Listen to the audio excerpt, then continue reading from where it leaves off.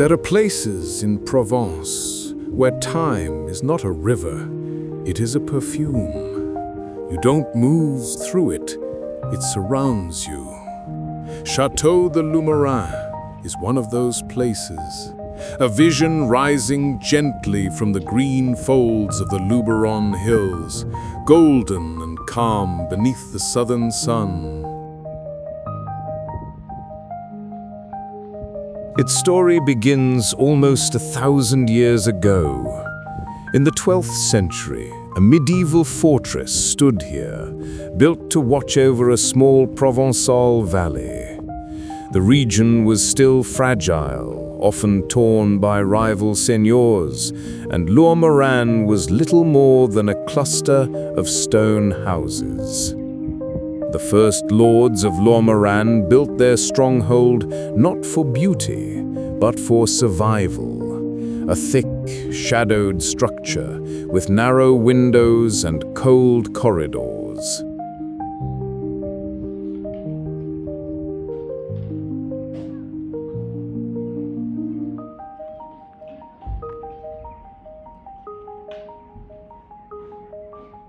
Centuries passed.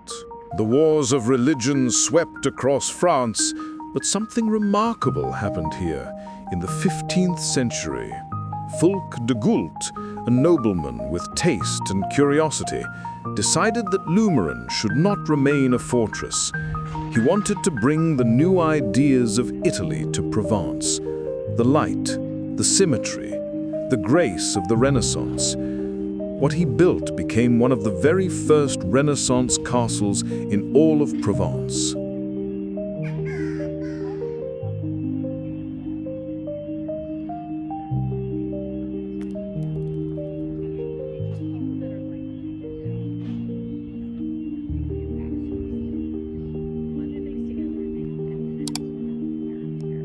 The medieval fortress was reborn, a place of harmony and air.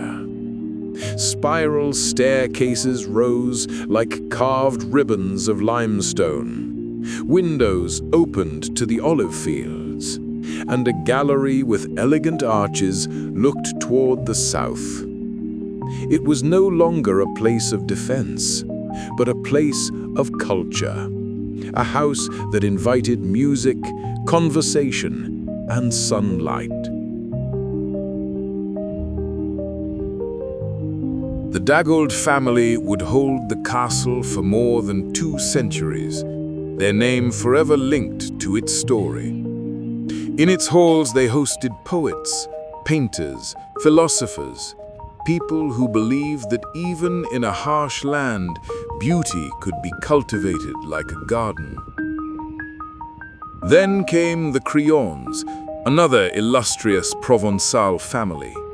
Under their care, the chateau continued to shine. But the centuries brought decline.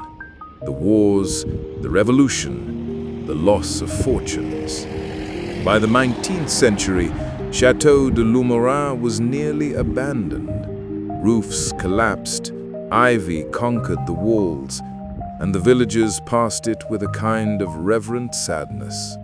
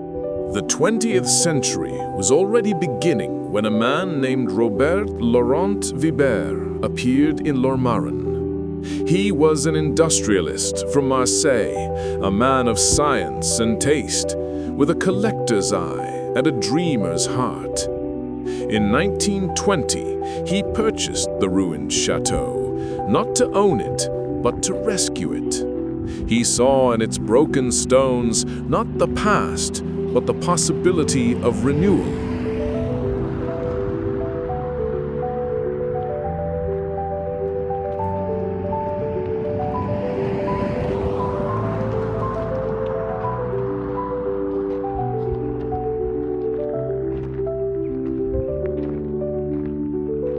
Laurent-Vibert rebuilt it slowly, meticulously, passionately. He studied ancient plans, sought artisans from across Provence, restored every vault and staircase. But more than restoring a monument, he restored an idea that the chateau could once again become a place for living art. When he died tragically in a car accident in 1925, he left a testament that would define the soul of the castle. He donated Château de Lourmarin to the Académie des Sciences, Agriculture and Belles-Lettres of Aix-en-Provence on one condition, that it would forever remain a house for young artists, musicians and writers, a living space, not a museum. And so it became.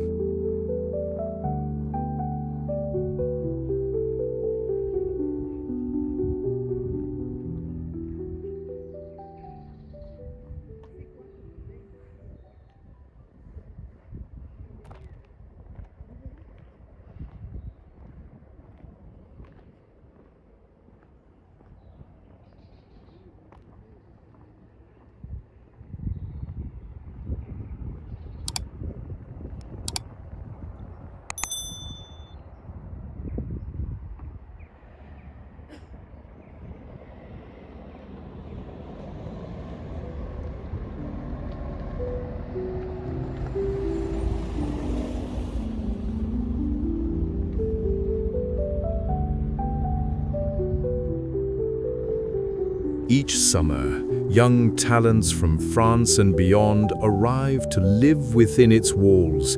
They study, compose, paint, rehearse. The castle breathes again with laughter and song.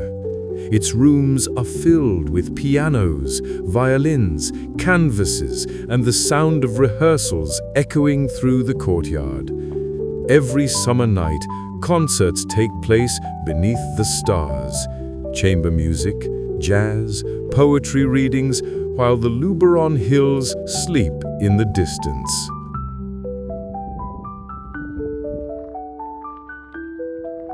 Château de Lourmarin is not a silent monument. It is a voice, soft, enduring, and human. Today, visitors wander through its Renaissance loggias and gaze at its antique furniture, its delicate ceramics, its wooden ceilings painted with faded flowers. Yet what they really feel is the presence of time, not as something lost, but as something living among the stones.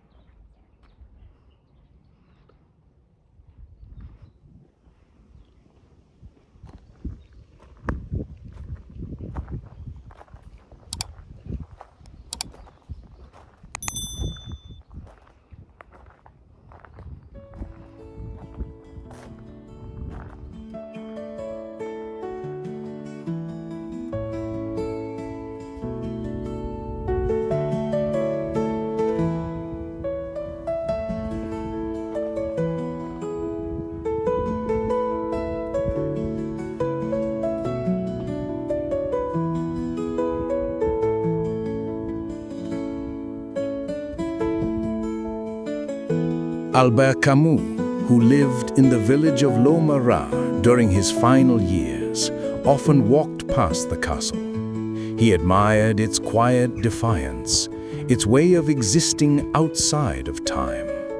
When he died in 1960, it was here, in Lourmarin, that he was buried.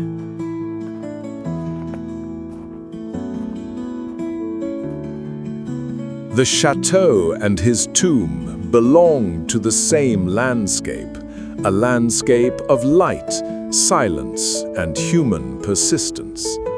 In the afternoon, when the wind from the Luberon carries the scent of pine and lavender across the courtyard, the chateau feels suspended, neither ancient nor modern, but eternal.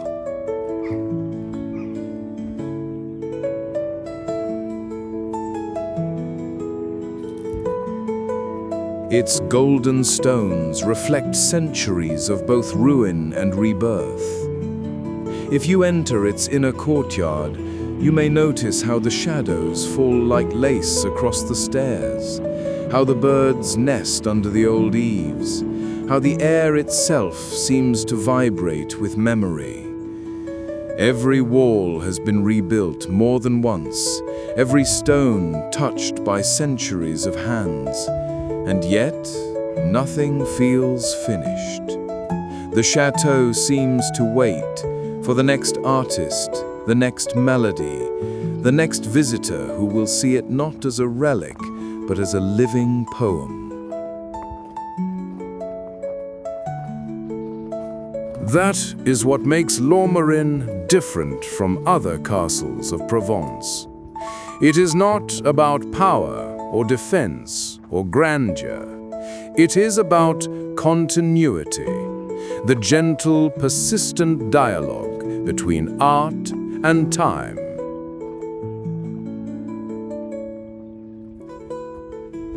At dusk, when the last light touches the facade, the castle seems almost weightless. The hills turn violet, the windows catch fire with reflection, and for a brief moment, you can imagine the centuries folding into one another.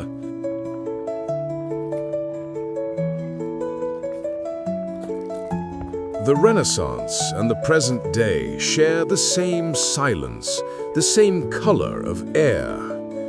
Perhaps that's the true spirit of Provence, not nostalgia, but renewal. The awareness that beauty never truly disappears. It only waits for someone to notice it again. And so Château de Lourmarin stands, not as a ruin restored, but as a dream that refuses to fade. A dream in stone, in light, in music.